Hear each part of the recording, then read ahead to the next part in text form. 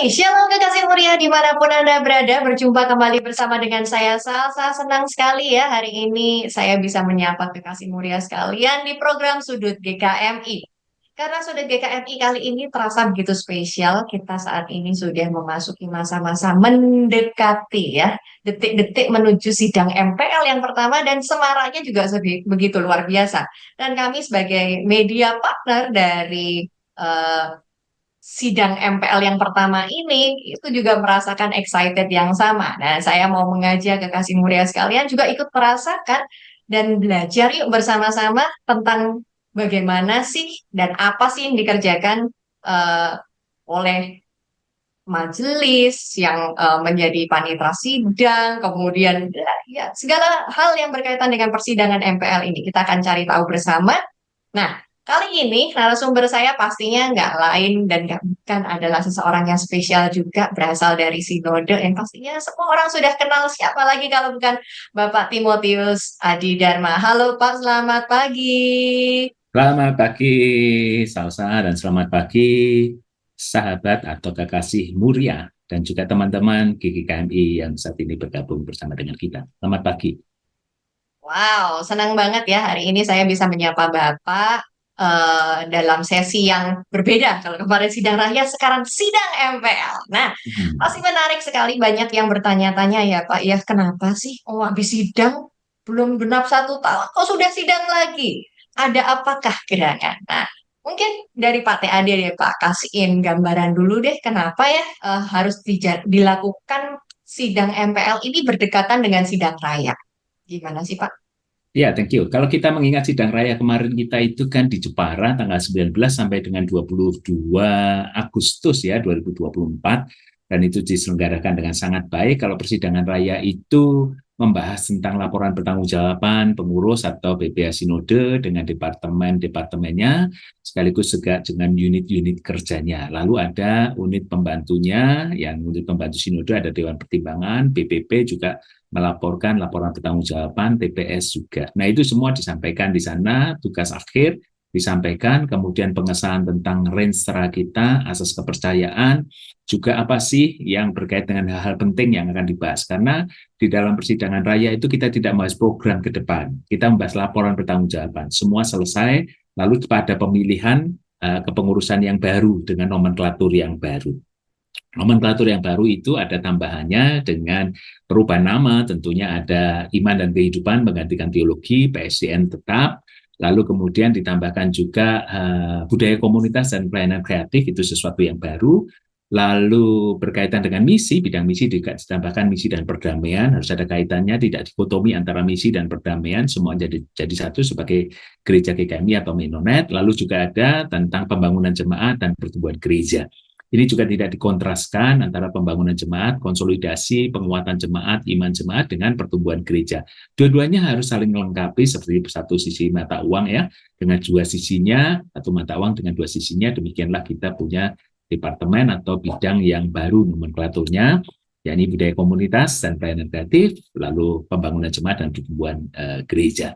Yang lain-lain masih sama, cuma pengembangan nama-nama saja. Nah, itu yang berkaitan dengan persidangan raya kita kemarin juga memilih kepengurusan yang baru untuk 5 tahun ke depan 2024 sampai 2029.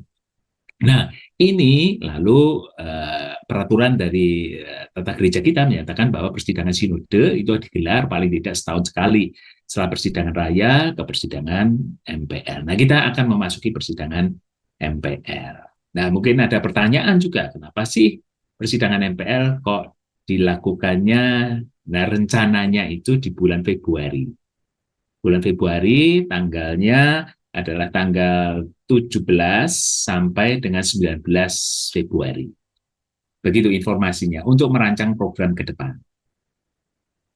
Jadi alasan kenapa dilakukannya sidang MPL lebih cepat karena justru di sidang MPL inilah yang akan menjadi gongnya ya penentu di mana Iya, program-program selama begitu. 5 tahun ke depan ini akan dikerjakan apa yang akan dikerjakan selama lima Ya. tahun justru di sini konsentrasinya ya Pak ya baru Jadi baru begini, akan dibahas di sini ya. Jadi karena pengurus yang baru kan terbentuk di persidangan raya, itu kan belum mempunyai program. Karena yang lalu pengurus yang lama mempertanggungjawabkan semua program dan pelayanannya. Lalu terbentuk kepengurusan yang baru. Nah, pengurusan yang baru ini kalau nunggu 1 tahun sampai di bulan Agustus, dalam pengertian 1 tahun dari Agustus ke Agustus, maka nggak ada program yang harus dikerjakan. Nah, rutinitas harus dikerjakan. Kalau programnya bidangnya sama, mungkin bisa lah yang berlangsung dengan rutin-rutin. Tetapi karena perubahan nomenklatur, maka ini harus ada percepatan supaya ada legitimasi dari program dan anggaran. Jadi MPL ini diajukan ke bulan Februari, ini juga sama, setiap habis persidangan raya, biasanya untuk MPL yang pertama itu diadakan di bulan Februari.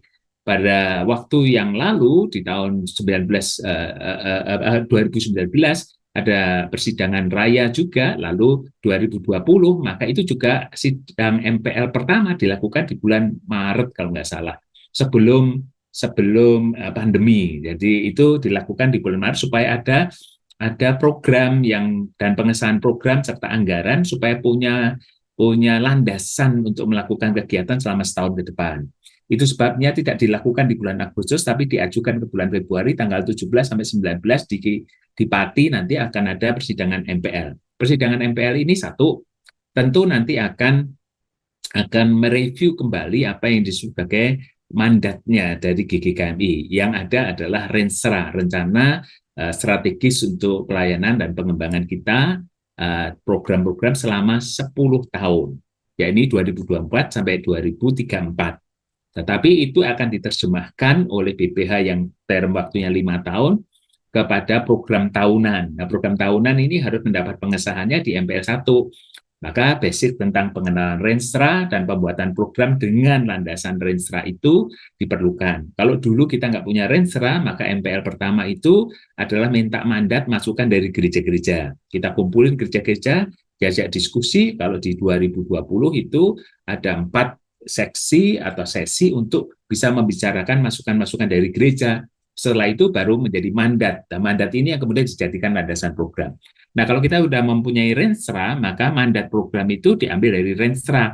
Karena Renstra itu juga bottom up, dikumpulkan dari diskusi, forum discussion antar pemuda, wanita, dan hamba-hamba Tuhan, dan majelis itu sudah semuanya masukan-masukan itu dirumuskan dalam bentuk Renstra oleh tim khususnya, lalu terjadi sosialisasi, terjadi tanya jawab lagi, sampai disahkan di dalam persidangan raya kemarin. Nah, itu harus menjadi landasan untuk program selama 10 tahun ke depan. Paling tidak di periode kepengurusan kita yang 5 tahun ke depan ini, sampai 2029, akan memakai acuan Renstra ini sebagai landasan programnya.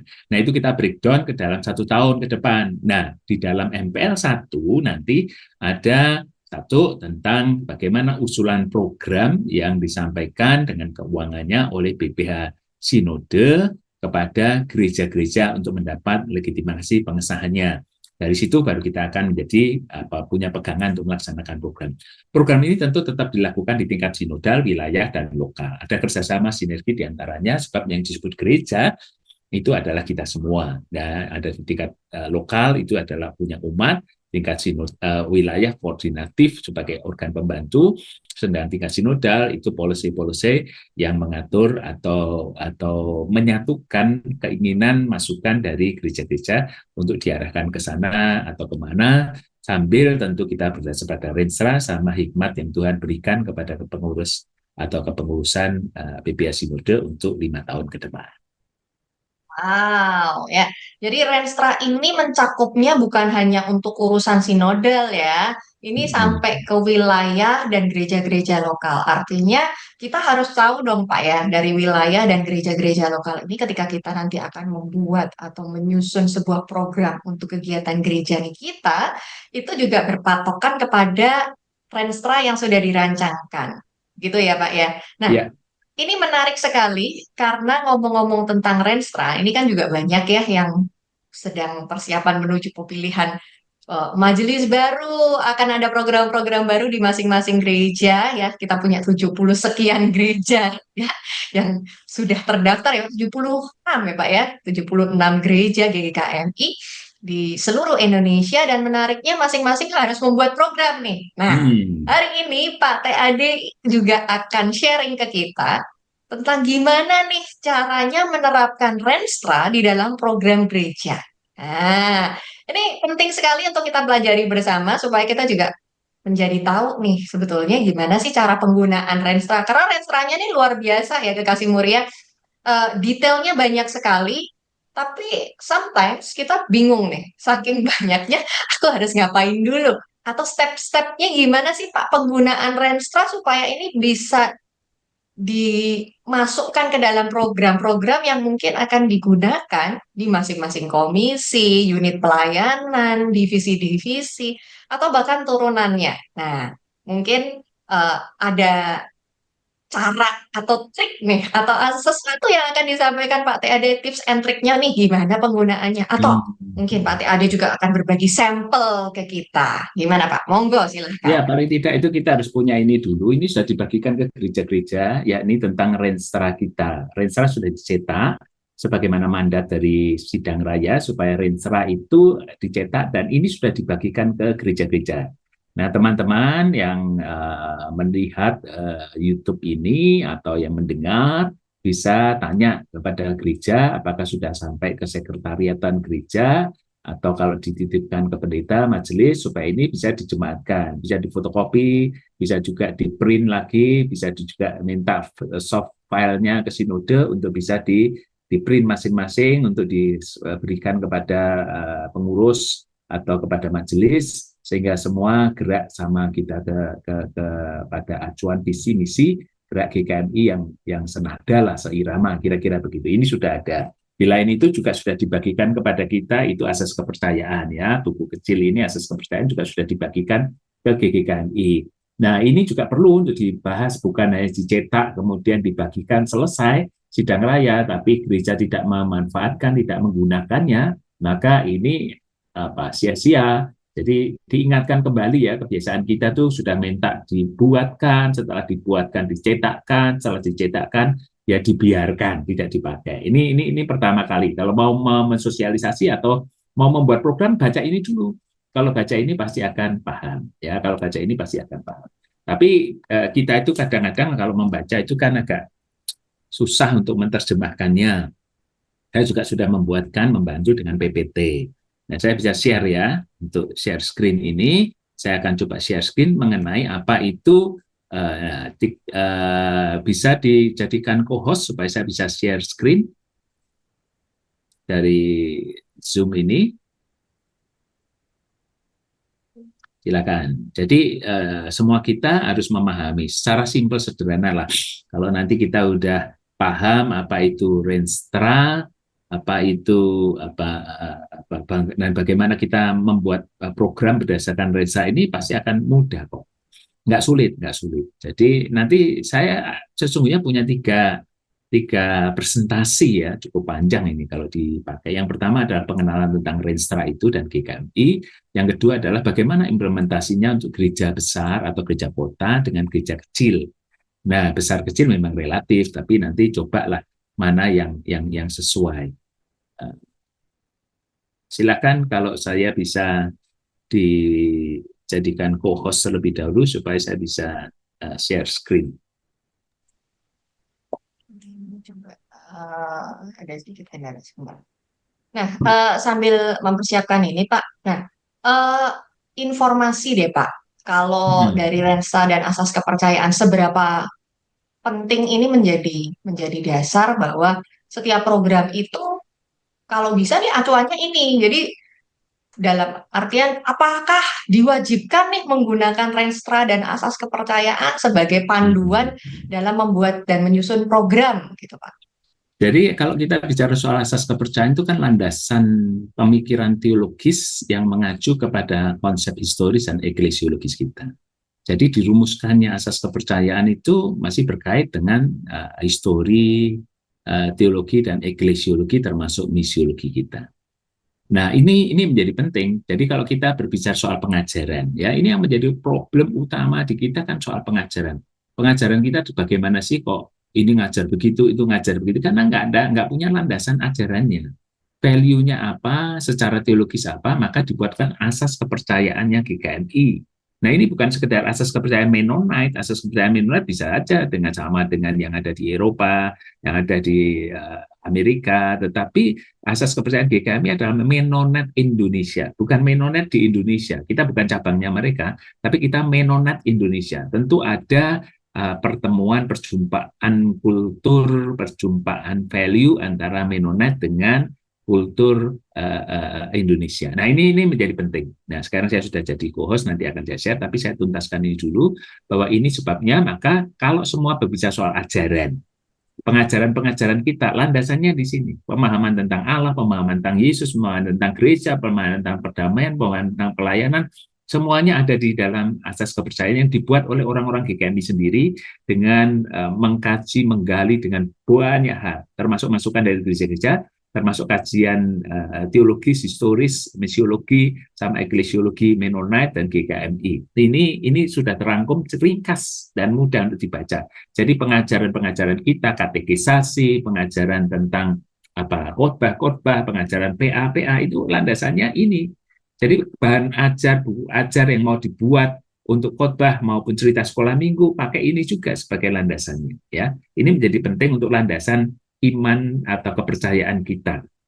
Dari sisi, karena kita aliran Mennonite, GKMI, maka kita dari sisi itulah kita buat supaya nggak bingung apa bedanya dengan yang lain. Nah, di sini nanti juga bisa dipakai dan bisa diketahui. Nah, kalau Renstra ini kan untuk program kita. Tentu Renstra ini berkait dengan asas kepercayaan kita, tetapi daripada itu kita juga lebih kepada bagaimana implementasi rencana strategis kita selama 10 tahun. Visi misi kita seperti apa. Nah, itu sebabnya kita itu harus mengenal dulu yang namanya Renstra kita itu seperti apa. Nah, saya jelaskan pelan-pelan ya. Teman-teman yang mengikuti di YouTube pasti bisa melihatnya, yang di Zoom juga bisa join melihatnya, tapi yang di radio mungkin nggak bisa lihat gambarnya. Nah, apa itu Renstra dan mengapa penting bagi kita? Renstra atau rencana strategis itu telah disusun oleh Sinode GKMI, oleh tim khusus untuk periode 10 tahun, 2024 sampai 2034. Nah, ini adalah panduan strategis dalam pembuatan program yang berisi visi, misi, dan langkah-langkah konkret untuk mencapai gerak bersama dan tujuan bersama dalam rentang waktu 10 tahun. Nah, ini penting dulu apa itu Renstra, supaya orang nggak salah kaprah dengan asas kepercayaan. Tapi ini Renstra, rencana strategi berisi visi, misi, dan langkah konkret pembuatan programnya ke depan itu seperti apa. Ya.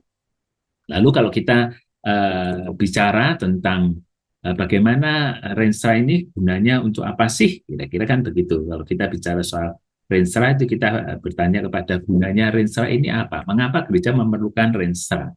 Yang pertama tentu untuk menyelaraskan pelayanan kita. Semua gereja lokal di bawah yang namanya GKMI itu harus memiliki dasar yang sama untuk penyusunan program pelayanan. Memang kita akan mengatakan lupa, tapi kan kita kongregasional. Kita kan bisa menentukan sendiri, iya, tapi selama you pakai GKMI, ya harus ada kesamaannya dong. Harus ada kesamaan mereknya dong. Harus ada kesamaan produknya dong. Tidak bisa seenak-enaknya. Kalau gitu enggak, dengan landasan asas kongregasional, semua hak lokal kemudian mau seenak-enaknya enggak bisa dong. Selama pakai GKMI, itu harus ada hal-hal yang sama. Tetapi bahwa tata cara pengelolaannya itu cara masaknya sedikit berbeda, it's okay. Tetapi harus disadari bahwa ada penyelarasan yang sama.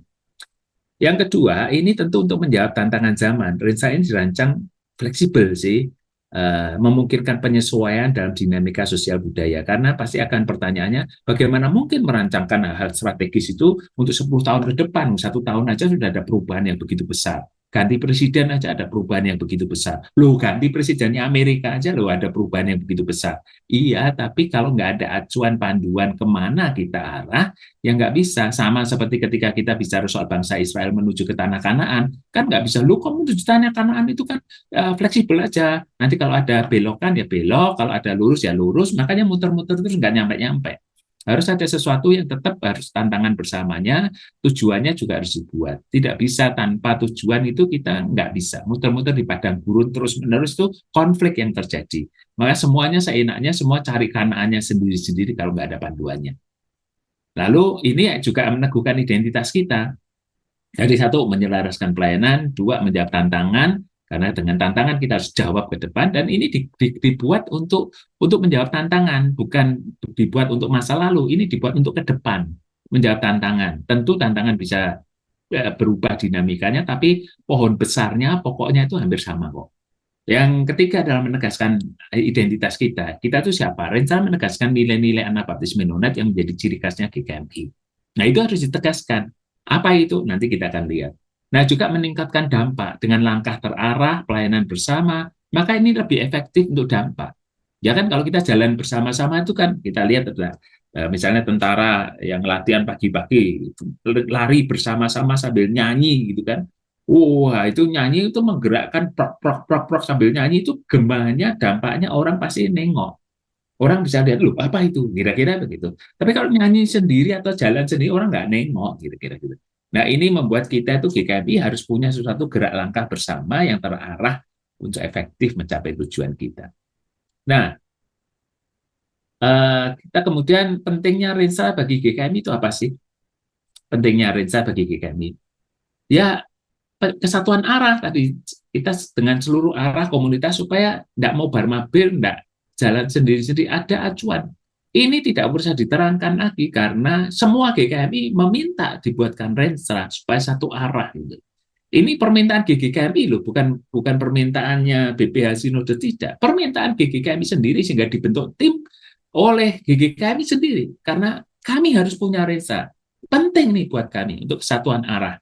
Seluruh komunitas GKMI memiliki arah yang sama dalam pelayanan, sehingga gereja lokal, lembaga, individu bergerak menuju ke arah yang sama. Juga ini untuk efektif pelayanan. Makanya nomenklatur kita bisa disesuaikan di sana-sini dengan supaya geraknya itu sama. Rencana memastikan program-program pelayanan GKMI itu terstruktur, terukur, dan berdampak. Nah itu supaya geraknya sama ya. Kalian-kalian sendiri yang minta sudah dibuatkan dipakai, jangan minta dibuatkan nggak dipakai. Oh, Roh Kudus membimbing saya ke sana, nggak ada. Roh Kudus itu membimbing kita bersama-sama sebagai sebuah bangsa dalam tanda kutip umat pilihan Allah GKMI ini harus bergerak bersama. Kira-kira begitu. Nah relevansinya ini membantu GKMI menanggapi perkembangan zaman tanpa kehilangan identitas gereja kita sebagai gereja Anabaptis Mennonite Indonesia. Landasan keputusannya, Reza menjadi acuan perencanaan pengambilan keputusan di tingkat sinodal maupun wilayah. Dan nanti akan dievaluasi. Saya kira begitu ya. Nah, kalau kita bicara soal pelayanan pengembangan yang ada di Renstra ini, tujuan Renstra adalah supaya nanti ada pelayanannya yang terarah, pelayanan kreatif relevan, persekutuan. Jadi pelayanan persekutuan pengajaran. Ini yang bidang-bidang yang kerap kali ada di kehidupan kita. Kita diminta sebagai gereja untuk memberikan pengajaran yang sehat, persekutuan yang hangat, pelayanan yang bergerak dinamis dan kreatif. Maka itu dibuat. Nah, tujuan mencakup 3 dimensi utama tugas gereja, pengajaran, persekutuan, pelayanan ini harus menjadi garapan dari Renstra ini. Supaya kita nanti punya iman yang kuat dengan pengajaran-pengajaran yang bagus, punya persekutuan yang hangat, dan punya pelayanan yang berdampak. Itu yang harus kita kembangkan menjadi tujuan Renstra. Lalu ada prinsip yang dipakai, itu prinsip hibriditas dan perikoresis. Nah, apa itu hibriditas? GKMI mengakui identitas yang unik sebagai Gereja Anabaptis Indonesia ini campur, hibrid gitu. Hybrid, kita tidak satu suku saja, kita tidak satu kelas sosial ekonomi saja, tidak hanya satu area di jalan besar saja, tapi kita rentangnya itu campur-campur, hibriditas. Jadi mengakui keragaman dan berakomodasi, beradaptasi dengan konteks budaya lokal. Kita tuh macam-macam lah kita. Nah, prinsip perikoresis itu menekankan pentingnya relasi yang saling mendukung dan memperkaya, walaupun berbeda, yuk saling mendukung dan memperkaya jemaat gereja lokal dengan satu dengan yang lain supaya kita menjadi komunitas yang kuat dan berdampak yang lebih luas. Jadi walaupun kita kecil, nggak apa-apa, asal kita bekerja sama. Walaupun kita kecil, nggak apa-apa, kita punya potensi-potensi yang bisa dikembangkan bersama menjadi kekuatan yang besar. Nah, visi dan misi dari Renstra itu yang ditegaskan 10 tahun ke depan, visinya menjadikan GKMI sebagai komunitas gereja yang kuat, dinamis, dan bertumbuh untuk menjalankan misi Kristus selama 10 tahun ke depan. Memang dibatasi nih ya, range itu 10 tahun ke depan. Jadi kita atau apa? Menjadi GKMI yang kuat. GKMI apa? Sebagai komunitas, bukan organisasi. Komunitas kita kuat. Menjadi GKMI, visinya adalah menjadi GKMI dengan komunitas yang kuat, dinamis, bergerak, menghargai semuanya dengan 2 prinsip tadi sudah saya sebutkan, dan bertumbuh. Kita harus bertumbuh. Karena itu ada nomenklatur mengenai penguatan atau pembangunan jemaat dan pertumbuhan gereja. Lah misinya itu ada 4. 1, menegaskan identitas GKMI. Kata pentingnya adalah identitas GKMI sebagai Gereja Anak Baptis Mennonite Indonesia. 2, kemuritan radikal. Nah, misinya adalah menjalankan kemuritan radikal. Yang ketiga, komunitas. Membangun GKMI sebagai gereja komunitas. Gereja komunitas yang dimiliki oleh umat, tidak dimiliki oleh pribadi, orang kaya atau hamba Tuhannya terlalu powerful, lalu menjadikan dia menjadi gerejanya dia, diwariskan anaknya, itu tidak ada. GKMI nggak ada yang seperti itu. Jadi ini gerejanya gereja komunitas. Lalu mengupayakan pelayanan pendamaian Kristus. Ini ciri khas kita, pendamaian atau perdamaian. Jadi visinya itu menjadi komunitas gereja yang kuat, dinamis, dan bertumbuh dengan cara apa? Untuk menjadi kuat, dinamis, bertumbuh, tekankan, kuatkan identitas sebagai gereja Anak Baptis. Ini memang kita gereja Anak Baptis, bukan gereja lain. Yang kedua, kemuritan radikal menjadi sasaran caranya. Kerja kita mencapainya itu melalui misi ini. Lalu membangun gereja sebagai komunitas, kembalikan kepada komunitas, dan pelayanan perdamaian Kristus menjadi ciri khas GKMI. Nah, kita kembali tentang satu-satu dari misi itu tadi. 1, menegaskan identitas GKMI. Identitas ini penting sekali untuk integritas moral kita, nilai-nilai etika, moral berdasarkan ajaran Kristus. Ya, kita kan ada ajarannya ajaran Kristus, bukan yang lain. Mengikut Kristus setiap hari dalam kehidupan. Itu integritas moral kita. Dan voluntaritas, sukarela, mendorong semangat pelayanan sukarela sebagai wujud kasih dan pengabdian kepada itu identiti kita. Identiti orang GKMI apa? Radikal dalam iman, integritas, voluntaritas, sukarela, dan yang ketiga ada kesanggrahan, keterbukaan, hospitalitas lah kira-kira begitu. Jadi membangun komunitas yang terbuka, ramah, saling mendukung dan dalam iman dan dalam keluarga. Itu baik kesukarelaan, voluntaritas, integritas, lalu hospitalitas, itu menjadi ciri identitas kita. Nah, kalau kita bicara soal kemuritan radikal, bagaimana yang kedua itu selain tadi identitas adalah kemuritan radikal.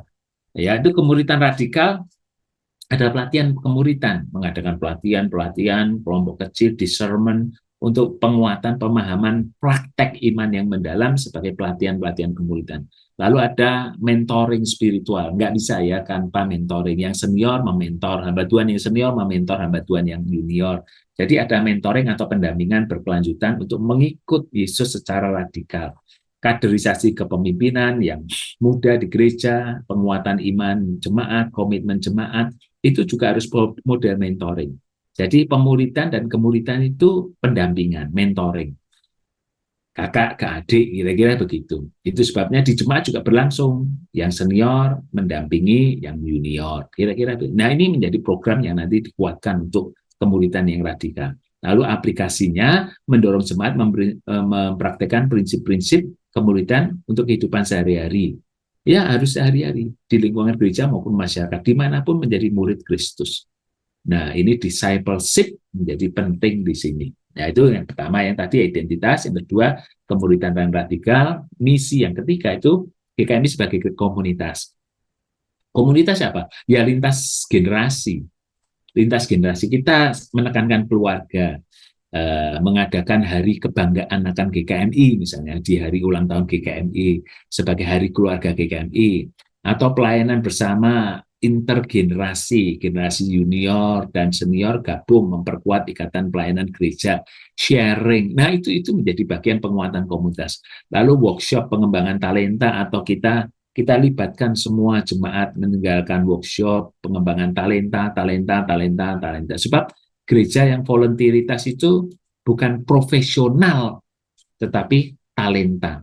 Profesionalnya berdasarkan talenta, bukan pada structure gaji, tidak. Kita berdasarkan pada karunia. Nah, program mentoring ini bisa dibentuk di jemaat kita masing-masing, kelompok-kelompok kecil, kelompok sel. Itu ciri khas dari kemuridan komunitas itu kelompok sel. Saling mentoring satu dengan yang lain dalam kelompok-kelompok yang lebih kecil. Nah, itu ya yang terjadi. Sementara pendamaian, pelayanan pendamaian itu dilakukan dengan pelayanan sosial. Menyelenggarakan ya pelayanan-pelayanan seperti Yesus berkeliling melakukan kegiatan menolong kehidupan baik. Jangan dipertentangkan pelayanan sosial ini, diakonia ini dengan misi. Itu juga misi. Jadi misi tidak dikontras atau diversuskan dengan pelayanan pendamaian. Misi kita, misi gereja Menonet, ya pelayanan pendamaian, ya perintisan, ya pencarian jiwa, itu jadi satu, tidak bisa dipisah-pisahkan. Lalu juga termasuk pelestarian lingkungan, lalu pemberdayaan ekonomi, dialog antar iman, ini juga menjadi misi dari pendamaian Kristus. Itu yang dicatatkan di dalam renstra kita ya, supaya nanti kita juga paham. Bukan sekedar banyak-banyakan jiwa, tapi dampak yang terasakan sebagai gereja yang cinta damai itu, dan gereja yang mempraktekkan kecintaan akan lingkungan ciptaan Tuhan itu seperti apa. Nah, ini nanti akan ada pantauan ya, penjemaatan, tapi juga pantauan. Kita kumpulkan data gereja-gereja bagaimana implementasi renstra kita. Lalu kita buat analisa data, mengukur kemajuan, tantangan, evaluasi yang kita juga kerjakan, programnya berhasil atau tidak. Ini baru nanti setelah MPL 1, MPL 2 baru dilakukan pengumpulan data lagi, analisa, evaluasi, dan penyesuaian lagi untuk dibuat lagi di tahun berikutnya. Karena selama 10 tahun kita coba tekankan ini. Terus-menerus setiap tahun dievaluasi, kira-kira begitu. Lalu implementasi di tingkat lokal itu kembali sosialisasi kepada seluruh jemaat. Disosialisasikan. Siapa? Ya BPH, ya PGMB, itu mensosialisasikan. Ya para majelis dan hamba Tuhan yang menjadi utusan ke MPL atau sidang raya itu yang mensosialisasikan. Lalu harus membuat programnya diarahkan, program lokal harus mulai diimplementasikan renstra ini kepada aksi tahunan di gereja-gereja lokal. Lalu pelaksanaannya ya dijalankan oleh seluruh jemaat di gereja-gereja lokal. Lalu dievaluasi, tahun depan dibuat lagi. Penekanan identitas jangan setahun kemudian saya sudah tekankan identitas atau komunitas, nggak bisa. Ini terus menerus.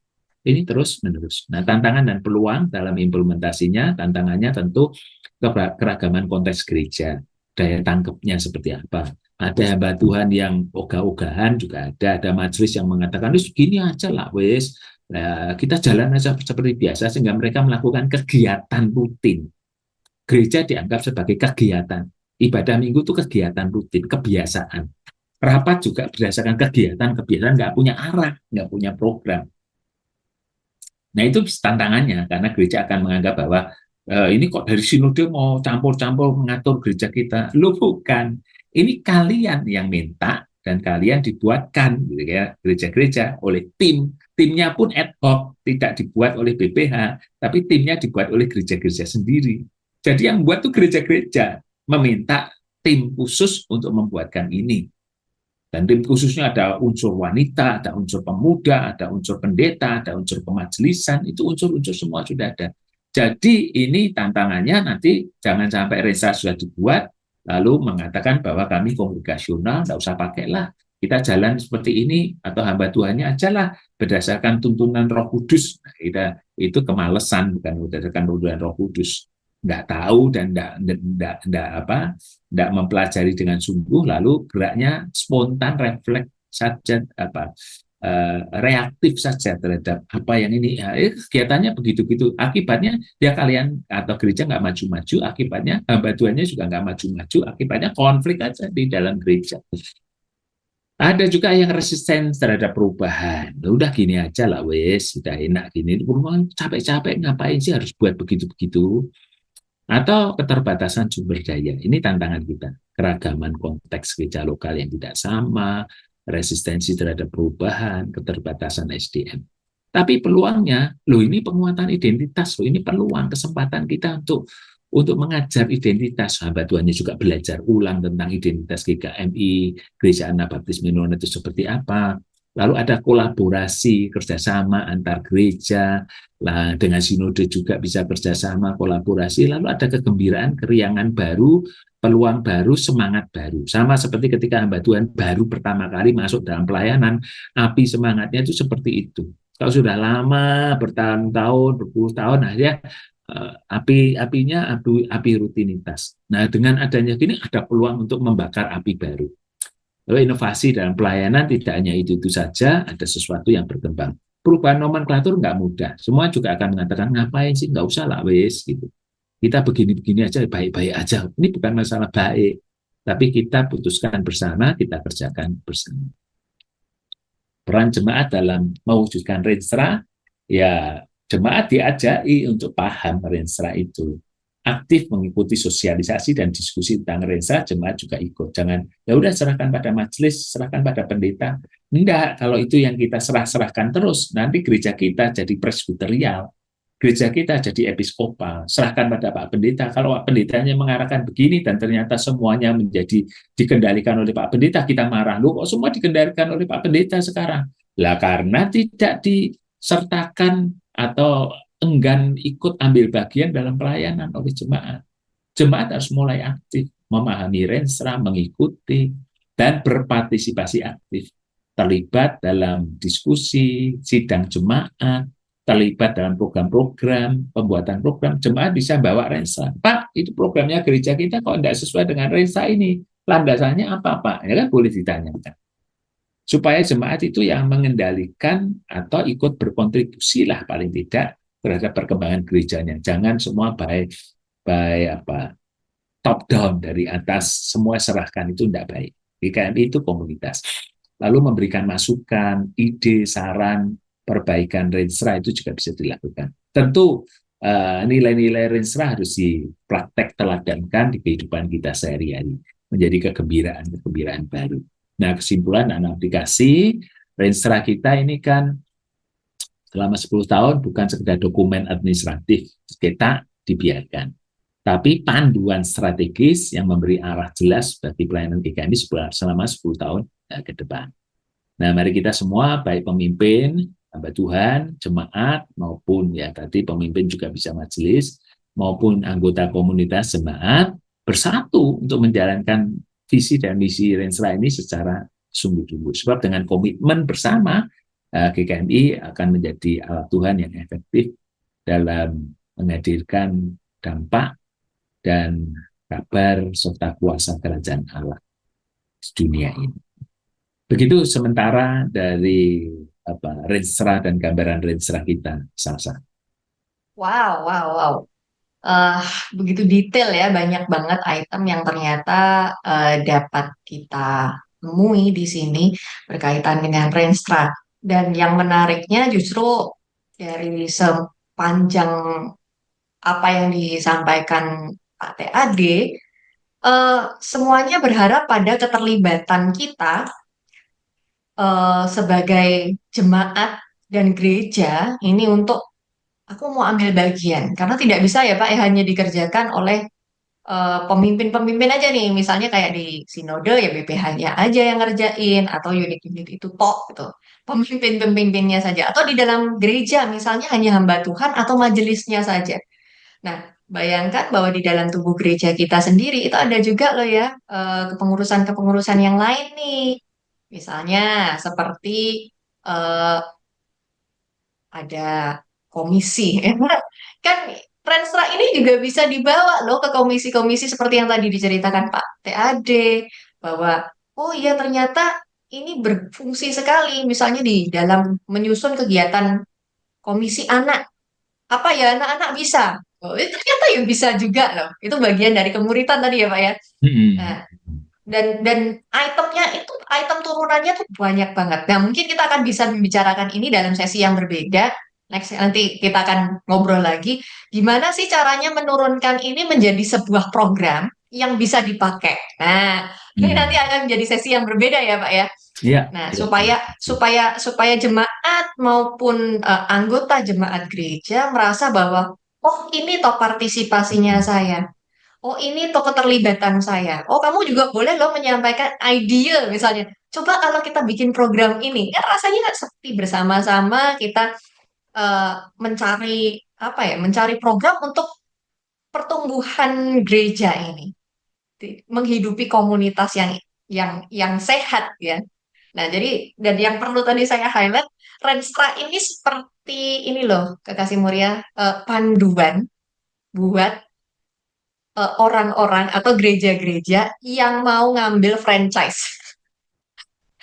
Kemarin saya ngobrol bersama dengan Pak TAD, gambaran franchise ini melekat sekali di pikiran saya. Jadi seolah-olah GKM ini kayak franchise gitu ya, perusahaan franchise, kemudian labelnya GKMI. Nah, Renstra ini sebagai acuan dan panduan. Oh ya, kalau mau menjalankan franchise-nya GKMI ini pakai ini nih, gitu kan.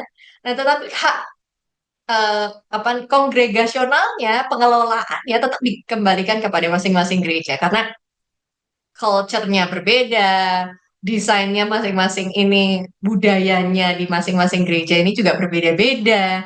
Ya, seperti tadi tantangannya berbeda-beda. Tetapi as unity sebagai bagian dari GKMI, Renstra ini akan menjadi panduan bagaimana sih arahnya kita akan bergerak kemana. Walaupun modelnya beda-beda nih ya, mobilnya beda-beda, bentuknya beda-beda dari masing-masing GKMI, tapi arahnya kalau berjalannya ke arah yang sama. Nah, ini yang menjadi tujuan utama penggunaan Renstra tadi. Ini gambaran yang detail banget dari apa yang tadi disampaikan Pak Tiadi. Dan kami berharap sekali, Kekasih Muria, siapapun yang menyaksikan tayangan ini, Anda bagian dari warga GGKMI, boleh menangkap nilai ini ya. Pentingnya Renstra ini apa sih? Dan jangan tanya lagi, lantas libatnya apa, Pak? Lantas suaraku dipakainya kapan, Pak? Ya, kamu punya suara loh. Misalnya kamu di dalam komunitas ya, eh, di dalam komunitas perempuan misalnya ya, atau misalnya di komunitas pria atau youth misalnya, atau anak sekalipun, you can give your idea kepada pengurusmu. Nah, itu yang akan dikelola bersama menjadi sebuah program bersama yang akhirnya menumbuhkan dengan nilai-nilai tadi. Banyak sekali dan penting sekali. Bahkan as a Radio Muria sendiri, kami juga belajar tentang Renstra ini dan bagaimana kami akan mengaplikasikan beberapa program kami, program kerja yang akhirnya itu juga menjadi ke arah Renstra tadi. Oh ya, tentang sosial, tentang lingkungan, karena radio ada di bawah Departemen Misi nih, ada di bawah Departemen Misi dan kami juga perlu menyuarakan itu. Jadi penting sekali kita memahami Renstra. Jadi buat kekasih muria yang penasaran dengan isinya Renstra, tadi bukunya udah dibagi ya, ditunjukin tuh. Kalau misalnya penasaran sama isi detailnya apa, karena tuh banyak ya, itu tebelnya berapa tuh Pak? Tebel banget tuh soalnya. Masih di mute Pak.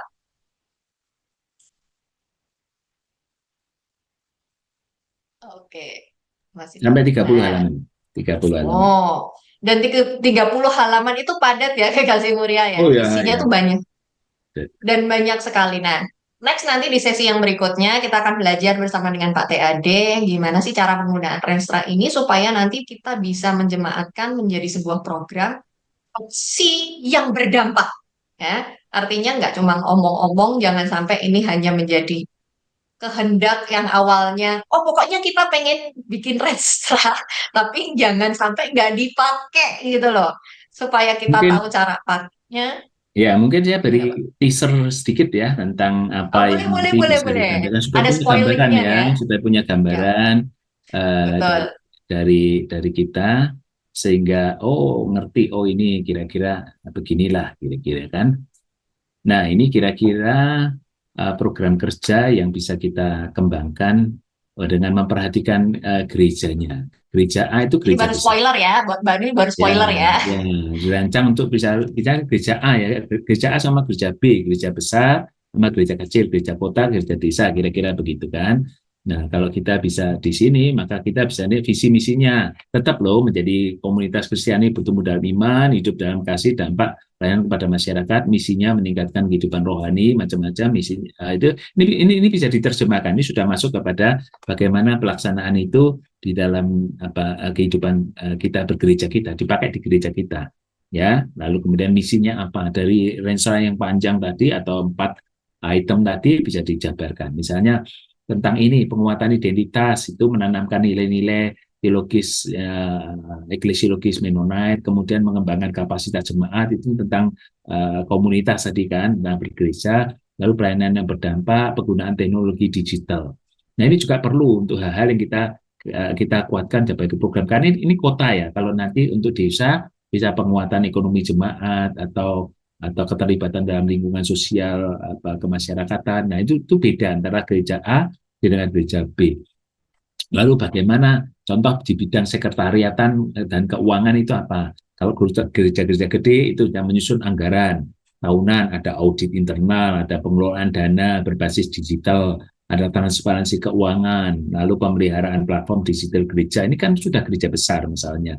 Lalu bidang pengajaran dan pemuridan, itu ada kelas pemuridan itu seperti apa, pelatihan pelajaran workshop Alkitab seperti apa, bahan ajar khusus yang perlu diterbitkan kerjasama dengan sinode seperti apa. Ini untuk gereja-gereja udah mikirin begitu tuh.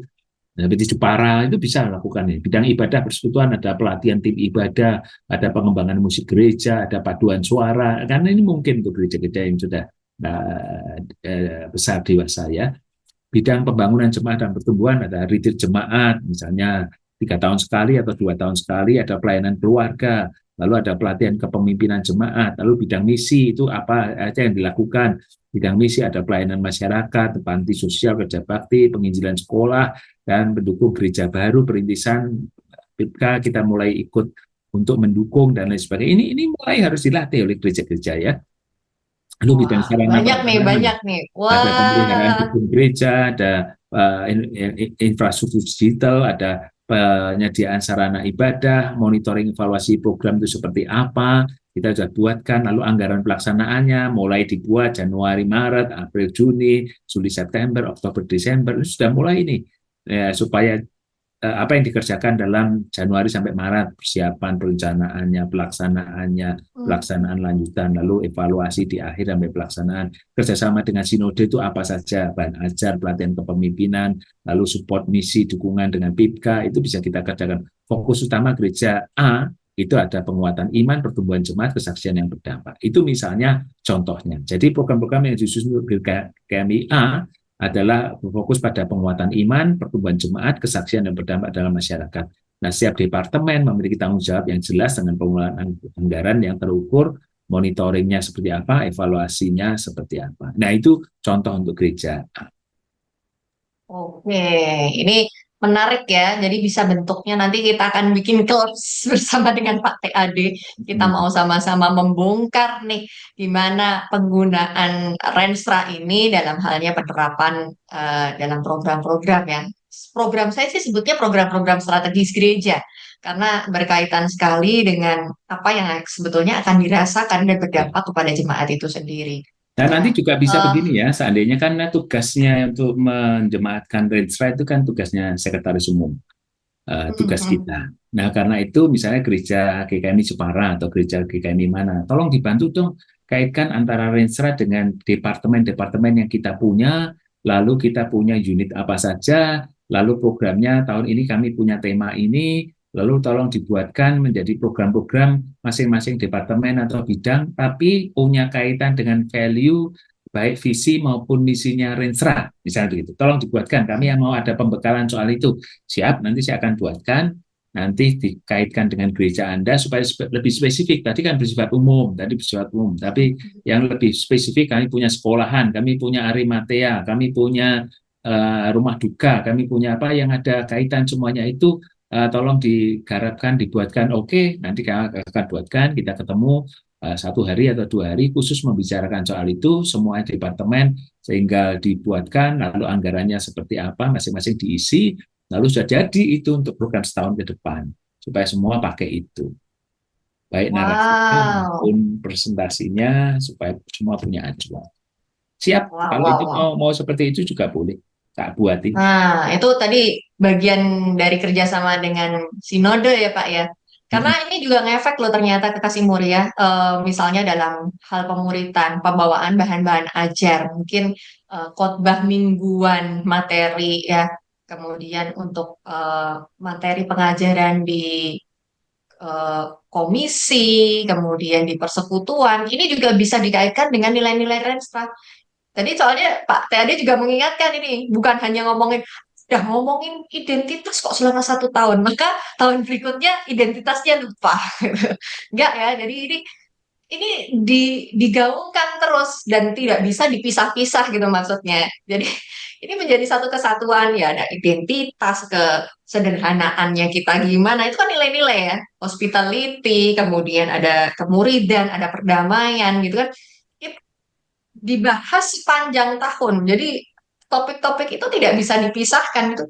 Oh ya, aku tuh setahun ini cuma ngomongin identitas tapi nggak ngomongin tentang kesederhanaannya, nggak ngomongin tentang apa namanya perdamaian, pemuritan dan lain-lainnya gitu. Nggak bisa. Jadi ini paket komplit dan harus dibicarakan sepanjang tahun. Dan itu diulang loh. Nah, tapi supaya kemarin saya sempat ngobrol dengan Pak TAD, ternyata ada triknya gitu loh supaya pengulangan tapi nggak terasa berulang. Ada sesuatu yang kreatif lainnya, dan ini makanya tadi menjadi bagian dari pelayanan kreatif ya, Pak ya. Karena ide, misalnya ketika kita mau menyampaikan sesuatu, kita memberikan sudut pandang yang berbeda kepada jemaat, memahami bahwa firman Tuhan itu kaya sekali. Jadi, ini kabar, oh, ibadah ini kok ternyata kita diulang deh. Sepertinya terjadi pengulangan reminder gitu. Kok mirip ya? Ini contohnya sama nih, mirip-mirip juga nih gitu kan. Akhirnya tidak ada pengembangan. Nah, padahal ini menjadi apa ya, kesempatan bersama untuk mengembangkan diri, mengeksplorasi diri juga nih. Jadi yang berkembang bukan hanya eh, jemaatnya melalui proses pemuritan ya Pak ya, tapi hamba Tuhannya juga ikut berproses, majelisnya, pengurus-pengurus komisi dan unit-unit. Ini semua sama-sama belajar. Supaya apa? Yang berdampak bukan hanya 1 2 orang, tetapi secara komunal di dalam gereja lokal ini ikut berdampak di dalam kehidupan mereka bersosialisasi bersama dengan keluarga, kemudian dalam pekerjaan, di dalam kehidupan sosialnya. Nilai identitas ke GKMI-annya tuh nggak hilang. Jadi kalau misalnya orang lihat, wah itu GKMI banget gitu loh ya Pak ya, gambaran itu. Wah senang sekali saya bisa ngobrol panjang lebar bersama dengan Pak TAD hari ini. Harapannya sih Kasih Muria semakin excited ya menyambut Renstra ini dan bagaimana nanti kita sama-sama akan belajar. Saya akan membuatkan sebuah sesi yang berbeda lagi. Mungkin nanti akan ada yang mau joining bersama dengan kita ya di sebuah kelas bersama. Kita akan ngobrolin tentang Renstra dan belajar bersama tentang Renstra. How to make this Renstra ini jadi relate nih dengan gereja lokal kita. Dan Pak TAD bahkan dari Sinode siap nih untuk membantuin kita bikin supaya Renstra ini bisa dijemaatkan sesuai dengan kebutuhan gereja kita. Oke, terima kasih Pak TAD untuk Terima kesempatannya hari kasih, ini. Kita Tava. bisa ngobrol-ngobrol. Nanti kita akan atur-atur lagi kesempatan kita buat ngobrol-ngobrol lebih jauh lagi dan belajar tentang bagaimana penjemaatan Renstra ini di dalam gereja lokal. Senang sekali bisa ngobrol panjang lebar bersama dengan Pak TAD hari ini dan semoga apa yang kita bicarakan hari ini itu benar-benar bisa ditangkap baik sama kekasih mulia dan yang pastinya ini akan menjadi semangat dan spirit baru ya biar kita semakin on fire dalam melayani Tuhan. Terima kasih. Saya Salsa, saya mohon undur diri dari sudut GKMI. Sampai ketemu lagi di sesi yang berikutnya. Tuhan Yesus memberkati.